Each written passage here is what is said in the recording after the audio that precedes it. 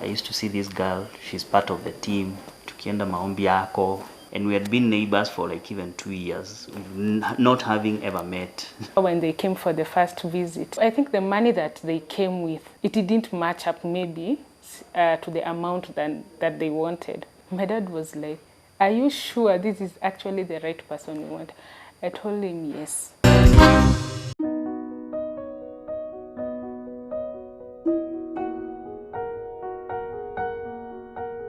My name is Andrew Madenge. I'm born again and I love the Lord. And this is my wife, Joyce Gadoni. That's a name she doesn't use a lot, but now because she's mine, I can use it. So, and we're glad to be here. Thank you. My name is Joyce Kibe, and Gadoni, now that you've heard it. And I'm also born again. I love Christ as my personal savior. I'm a banker by profession. And yes, we are happy to be here. And this is our love story.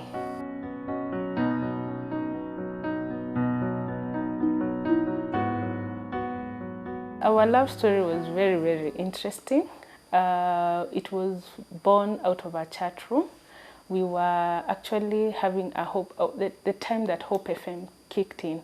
So we were many boys and girls, let me call ourselves like that because we were just very young.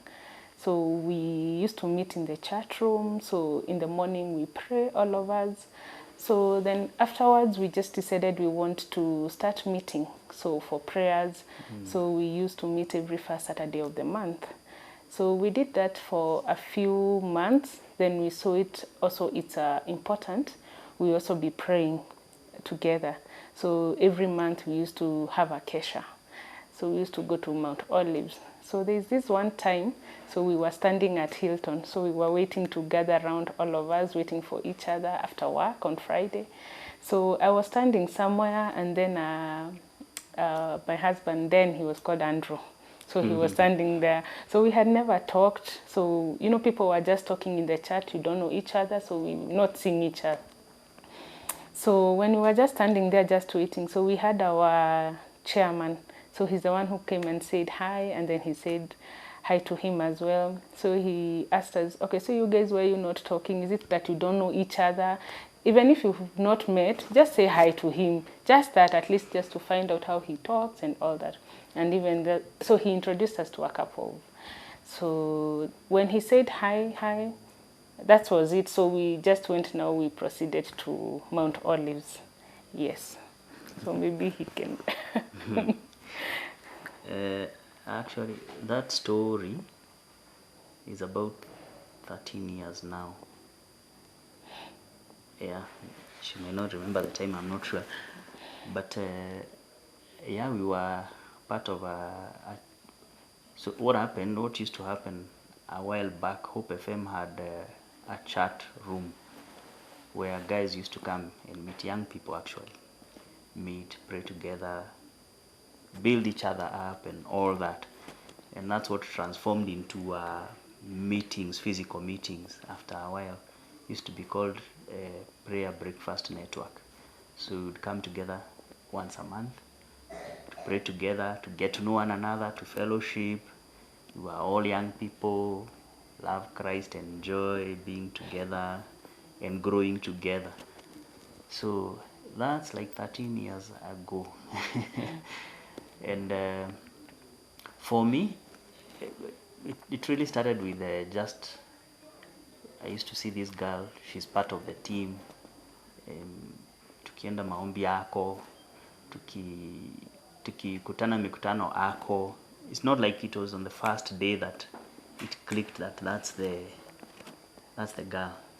But I remember this time when we were going to Mount Olives, I think when we were about to go home, or when going home is when we realized, by the way, we are actually neighbors. And we had been neighbors for like even 2 years, not having ever met somewhere in Umoja. So we decided to tag along to go home together. That's how we knew. Oh, ni neighbor yangu, mimi ni neighbor yako. Oh, that's nice. Now some news, something of interest came together. But we used to admire each other from afar. At least I used to admire her from afar. I used to think, hey, that's a nice girl. She's cute. Then she was not like this. She was like a thin-looking girl with soap dishes huku. Alikuwa anasema huku ni soap dish. Ingeweka soap huku alafu ukienda kuoga unachukua tu hapo. But then it's that thin, nice and cute. But what I had liked about her, she was quite focused. She was strict with herself. I mean, she used to carry herself very well and very well dressed, by the way. So she started fitting into the bill of the kind of person I had been looking for as a person. So yeah, and then she's working, so it means she's not just lazing around and waiting for this any guy to show up and just take over.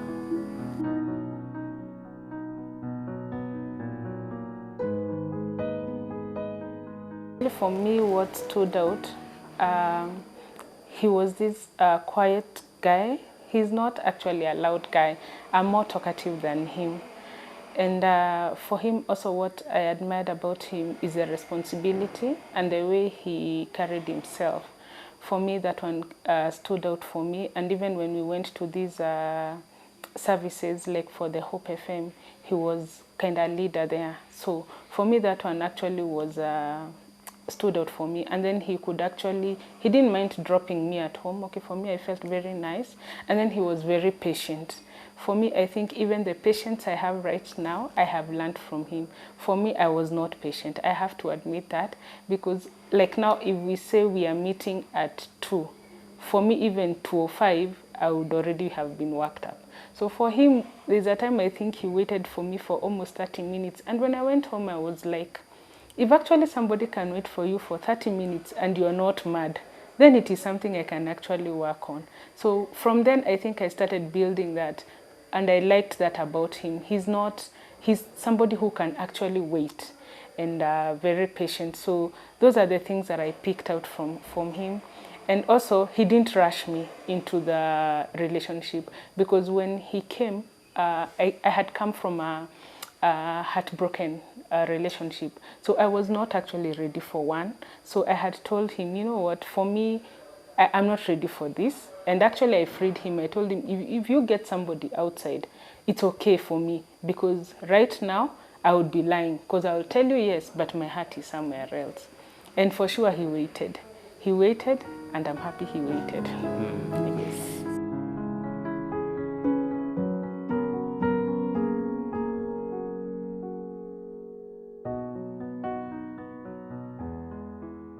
Our marriage was in 2009.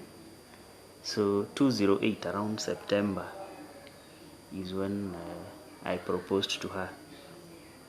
And fortunately, we didn't have that dramatic proposals like happens with others. Well, I guess it's just the way someone has grown up and seen life, been exposed to different things. So mine was just a polite, I think you're the person. And we were just together at home, at her place. Having observed her for some time and, learned of her a bit, I think this is the person I should work at, settling down with. So I told her, I'm interested in having a relationship with you and not a ubeshte sasa. We can take it further. I can't remember the exact date, but I know it's September 20-something, 2008. And she pondered, and then she said yes. Actually, I think we can do something together. And from that day on, it was a new person actually. She kicked off like a new car, I would say. And we started rolling on into now planning into, hey, so Marorashu and stuff, how do we go about it? Nini. We started planning for all those things that time. Quite some work, really, to be honest. Quite some work, because personally I had not sat down. I had been through other people's rurashios, but had not sat down to grasp the entire weight and extent of it, and how it draws you in. And so we started pole pole. We first visited their home with a friend. I asked a friend of mine, hey, si unipeleke tukatembelee akina Joyce tujue kwao ni wapi. You know, those humble, polite visits. The parents were very welcoming. So we were not there to speak. We came to visit this girl at home and just to know where she stays and so on and so forth. And then now my friend told them, okay, in due course, we might visit again with other people, but we're just happy to have been received, and we are thankful. They were very cordial, very welcoming. We had a nice meal. It was very, very warm. So that was the initial, I think it was early the next year, early 2009. That's when we started now those discussions. From there, we now set now, I think 3 months later, that we would do our ratio. And now we started preparing for that. The ratios was, I think that's where I saw truly she's made up her mind to get married. You know, interesting, you never know the mind of the other person as much as we speak and share and everything. I cannot know her mind every day. So you have placed your offer, it has been received, but you know, someone can change their mind along the way anytime. But the way she supported me in that time it was proof enough that she's ready to settle with me, not anybody else. Because I remember when the time for Rurashio came, there were times to really haggle and discuss things when we brought together the families. And the parents were really, me, I come from a more humble background. So the parents were like, are you really sure you want to go with this guy? And then she had to really battle it out with them and tell them, I've made my decision. They were ready, if it is possible, to go somewhere else. But she put her foot down and said, no, me, I've made my mind. When they came for the first visit, you know, as gays, we are not inside when they're making those negotiations and all that. So I think the money that they came with, I think it didn't match up maybe to the amount that they wanted. So because I was left that day, so they went, after they went, my dad was like, Joyce, are you okay? Are you sure this is actually the right person you want? I told him yes. And for me, I'm not marrying for money. There's something I have seen about this guy. And I told him, if I don't get married to this guy, just forget about marrying me out. For me, I will not marry anyone else. At this point, what I can tell people, maybe it's early to give advice, but what I can tell girls, if you have made up your mind, it is you to be your husband's ambassador to your house. If you don't tetea him, like that day, if I actually said, oh, okay, or I showed like I'm not confident, today I would be having this man by my side.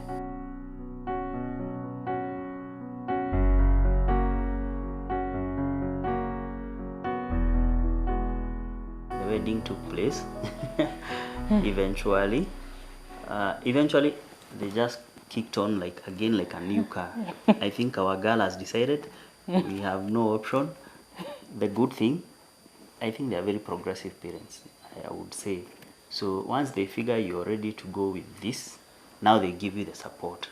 And I guess it's also good for a parent to always test their daughter or son when that time comes, because a marriage decision is a big decision in life. You're making a decision where you're going to stay with one person forever. So it's a big decision, and someone should think of it that way. It's a big decision. So it means whatever needs to be put in place to ensure the very best into that marriage should be put in place. It's like it's like you're investing in a house. You want to make it beautiful, you want to do what, you want to buy what, you want to place it in the best place. So, you know, you make so many considerations. Even if you're choosing like a career, you make so many considerations about how it will affect you. The same way in marriage. I think one should really think deeply about it. So they decided, she's made up her mind, I think we are okay, let's go with this. And they supported fully. The wedding took place 12th December 2009. It was a colorful wedding. We had music, like we danced, we did everything that people normally do. And that's when we kicked on life. For me, what I can say about weddings, for us, I think when we were preparing, it was not easy for us because we were not financially stable. We were having these jobs, they were not well paying. You know, 2009, being paid 20,000 or 10,000, that was the order of the day. And then now, looking at our budget was like 60 times of that amount. So there was the calling of the committees, there was arranging. So we tried actually, because I think there was that hurdle for cash. And then also the committee coming up to actually assist you. It was not also easy because even them, they were struggling. So also I think the wedding itself, for me, I got very good people, as in my lineup. I enjoyed my day. I think also the men that we had, we enjoyed our day. I think for me, the highlight of my wedding that I will never forget is that my parents cried. And we cried that day. Because I think when the pastor said we go and say thank you to them. Actually, it's my dad who made us cry. We were not to cry. So when we were told to go and actually say thank you, I saw them crying and I was like, okay, so I cried, my mom cried and my dad cried. It was not funny because now everybody, actually it was a moment that we just shut. So of course, after we did that, we continued with the ceremony. And I think what I would do again, if I was to do that again, I will call the same MC because my MC was fantastic. We actually traveled all the way from Ebru to Nairobi. We started in good time and by 5 we were done. Again, the dancing and the food, that one I would repeat to date. Yes, and my dress, of course. Yes, my dress was, yes. Okay, for me, the highlight is we had to pick the girl from Embu. It's not kawaida thing. Those things, I think we took that dangerous approach. But the parents were so, they wanted, they were okay if we decided to do something else somewhere. But we felt it would be so much honor to pick her up from her home. So the highlight of that day is that everyone was working towards that happening, worked well. Me, I was in Nairobi all the time, just anxious there waiting that to be told tumetoboa na tuko barabari tunakuja. It worked well. By 11, these guys were already in Nairobi from Embu. We are talking of my parents coming from Nyeri, going to Embu. Some guys coming from Nairobi going to Embu to pick them up. And the Nairobi guys are the main coordinators. Everyone congregating in Embu and then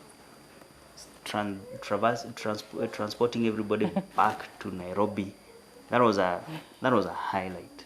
I always look at that and I say, yeah, if anyone else in their marriage pulls that up, I will tell them thumbs up.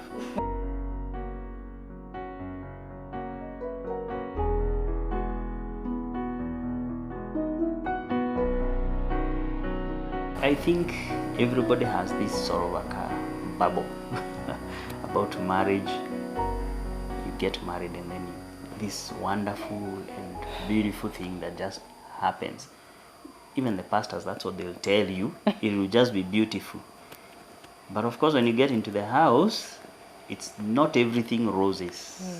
It's now time to be me, myself, who I am. So there were those things that, of course, we started to figure out. Okay, yeah. So now I started learning that she's I would say like she's more. She said she was impatient. So even in our things to do, she's a bit more fast than myself, who is more patient. Me, I'm a bit calculative. Her, she'll move very fast.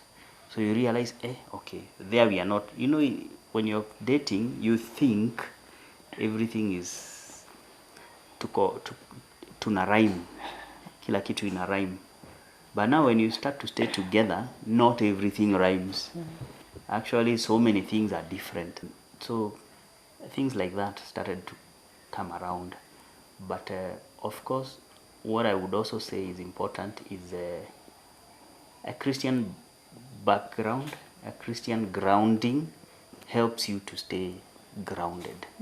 Because then when you think the things that you're seeing that you may not like in another person, and they might make you want even to bolt out of the wedding, when you remember even God is telling you, I hate divorce, you calm down and say, okay, I will continue with this journey. And then, you know, there's the Holy Spirit to help us to be, what do you call it, calm, to be, you know, to persevere with one another, those kind of things. In a natural setting, sometimes those can be very weird. So I would say a Christian background is important because it will help you to ground some of those things, to be able to suffer some things, because you will suffer some things. You will suffer some things. You will have to release some things and start to build a new thing together. Some habits, like for her, we can go out anytime, any day. We can eat out every other day. Me, I want the home food. So at a point, you have to agree. We have to eat some food out and we have to eat some food home. But when you think of it for yourself, you want all the time to eat at home. Sasa you have to suffer a bit and say, sasa kuna vile Sunday fulani itabidi tukule nje. You know, those things. You start to let go some things, release some, and begin to adopt some things that you had not had in life, in your life at all. Maybe she can say what her side was like. For me, it's the way we handled our issues when we got married. Okay, we didn't get a house girl immediately, and this is to encourage our viewers. Learn to do things together. It makes you grow together. Like on Saturdays, we used to do our own cleaning. We didn't call somebody to do our own cleaning. So we had somebody, the person who is washing the white stuff and the shoes is the person to cook. The person who is doing shoes and the black clothes is the one to clean the veranda and to hang clothes. And let me tell you, it went on like that for like a year, because fortunately we were not working on Saturdays. So after that, we've cooked lunch and then now we sit and relax in the afternoon, and it brought us closer. So for our viewers, I would encourage you, learn to do things together. That one will actually make your bond even more and grow more. Well, marriage is beautiful. I think the other part of marriage is children, and I will say children and third parties, because they also, we are not alone in this world. But children make everything beautiful. For us, I think it took a bit of time also to get children. We tried and had a few miscarriages. I think we had like 2 miscarriages. Those were very low moments, especially for her, and it took a lot to try and encourage her to go through that. I think the miscarriages took place almost a year apart or something like that. So it took about 4 years before our daughter was born, and that was a time that we had to really stick together. And for those who have a challenge at that point, sticking together is very important. But when the girl came, there was a lot of joy. The other thing I would say, the coming of the girl was not timed out of our trying to get the girl. Actually, we just realized, oh, she's pregnant. So I think when I remember that time, we had sort of kept quiet out of thinking about the whole matter.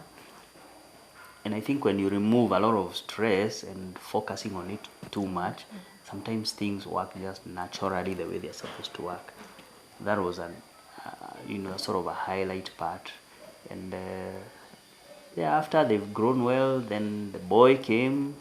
So now we have 2 kids, Amalia and Lemuel, wonderful kids. And then the other thing I would say is it's good to be intentional parents. Know what you want with your kids. Know where you want them to go. After God has entrusted us with these 2 little beautiful angels, it would only be right for you to have a proper plan for them. And this I don't mean, having money and buildings for them, but preparing them for the future. There will be something else, and it is the shame will come back to the parent. So for me, I try to be very intentional with having time for them, doing homework with them, playing with them, taking them out. Now that going out thing became important, I also learned it's good to take your kids out so that they will not be taken out by a boyfriend somewhere. Ndio wanaanza kusema, wow, that's the time they'll get lost. But if you take them out and they get used to these things early, so it will not be, someone will not cheat them in life later. So that's what I would say as a parting shot, and majorly in the area of parenting. And maybe I can mention something about now other friends and third parties and family. What I've also learned, and I learned also a bit in a hard way, it's important to take care of your partner and protect your partner from all others, including your family. Sometimes your family, well, naturally, they feel like they've been robbed of a son when the girl comes into the family. When the marriage begins, it's time to learn to live your lives, the 2 of you, without the rest of the people. So this becomes the inner circle, and then now there is the rest of the people. So protecting her and so on and so forth. That I've learned over some hard lessons. I will not be able to share them here today, but that's important to do. Yeah. Maybe what I can add for the ladies in that loss of a child, I know it is really disheartening, and you can actually get destroyed. Because if I can remember, I think I would cry every single day. I think I cried for almost 6 months. Continuously, every single day, until when he came home, he actually wouldn't talk to me at all. So if it is to mourn, I think for a girl, let her mourn. Let her mourn and let it out. Because as long as that pain is there, even the conceiving will be a problem. So let that person mourn. My ladies, just mourn. And just know, I think one thing I can tell ladies, if you conceived once, it means you're not barren. You can always try again. So for me, I think it's just to encourage the couples to stick together, as my husband has said. It is very important. And also that second circle, take care of it. It's something that can destroy your marriage. To your parents, be your ambassadors, because the way you take your husband and the way you talk to them about your partner, that's how they will take them. So if today I go, I tell my parents, achana huyo mse, he lives like this, he treats me like that, they will, of course, they will take me as a person and they will tetea me as opposed to him, and they'll say, oh, this person anatesa mtoto wetu. So that relationship will not be there. So just be good ambassadors. And also about kids, be intentional. Take care of your kids, be there for them. I know Nairobi is very busy. It's a busy place, but make time for your kids. Make time for your kids. Shun everything out. Have time with them, and those kids will not forget you.